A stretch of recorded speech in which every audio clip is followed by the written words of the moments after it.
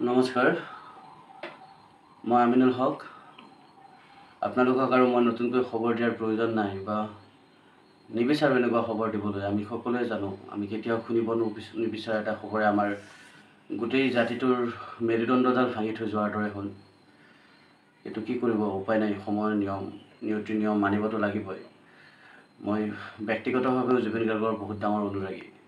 ৰাতিপুৱা শুৱাৰ পৰা ৰাতিপুৱা শুই উঠাৰ পৰা ৰাতি শুৱালৈ জুবিন গাৰ্গৰ গানেই আমাক জীয়াই ৰাখে। ৰাতি সুখ দুখ ভাল বেয়া প্ৰতিটো মুহূৰ্ততে জুবিন গাৰ্গৰ গানে আমাক, মোৰ দৰে প্ৰতিজন মানুহকে জীয়াই ৰাখে, আৰু তাৰ ব্যতিক্ৰমী ময়ো নহয়।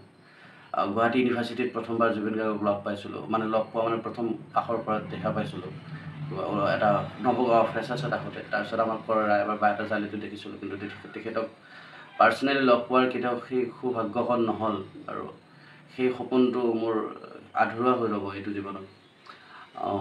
বৰ হেঁপাহ আছিল মোৰ চিনেমাত তেখেতক, মোৰ জীৱনৰ যিবোৰ লক্ষ্য, সেই লক্ষ্যৰ ভিতৰত অন্যতম এটা লক্ষ্য আছিলে যে মোৰ চিনেমাত জুবিন গাৰ্গৰ গান গাওক, বা মোৰ চিনেমা মই লিখা গান জুবিন গাৰ্গে গাওক বা সুৰ কৰক। কিন্তু সেইটো আশা হৈ ৰ'ব।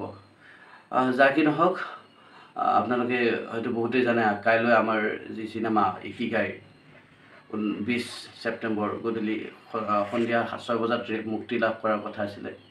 কিন্তু চিনেমা মুক্তি এটা উৎসৱৰ দৰে ঘটনা হয়, এটা উৎসৱৰ দৰে পৰিৱেশ সৃষ্টি কৰে। কিন্তু এতিয়া আৰু উৎসৱৰ সময় নহয়, বা এতিয়া উৎসৱ পাতাটো কি কয়, এতিয়া উৎসৱৰ কোনো হ'বই নোৱাৰে ইমানে খবৰ মুহূৰ্তত। চ' আমিও সিদ্ধান্ত লৈছোঁ, আমাৰ ইকিগাই এতিয়া কাইলৈ মুক্তি নহয়।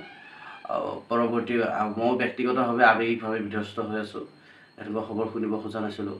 চ' মই মানসিকভাৱেও ইকিগাই ৰিলিজ কৰিবলৈ সাজু নহয় কাইলৈ। সেয়া আমি পৰৱৰ্তী সময়ত ইকিগাই ৰিলিজ কৰিম, আপোনালোকক জনাম কেতিয়া ৰিলিজ হ'ব।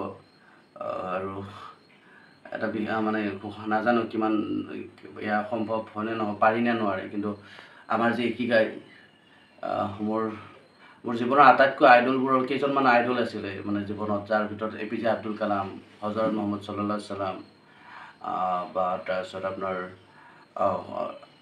মেণ্ডেলা, মহাত্মা গান্ধী। তাৰ ভিতৰত অন্যতম এজন কিন্তু আইডল মোৰ জুবিন গাৰ্গ।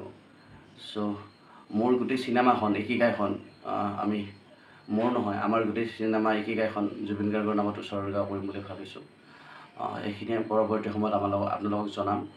ময়ো দুখ পাইছোঁ, আপোনালোকে হয়তো ৰৈছিলে, কিন্তু আৱেগিকভাৱে ময়ো সাজু নহয় ইকিগাই এতিয়া ৰেডি কৰিবলৈ। ভিতৰি বিধ্বস্ত হৈ আছোঁ। এয়াই, ধন্যবাদ।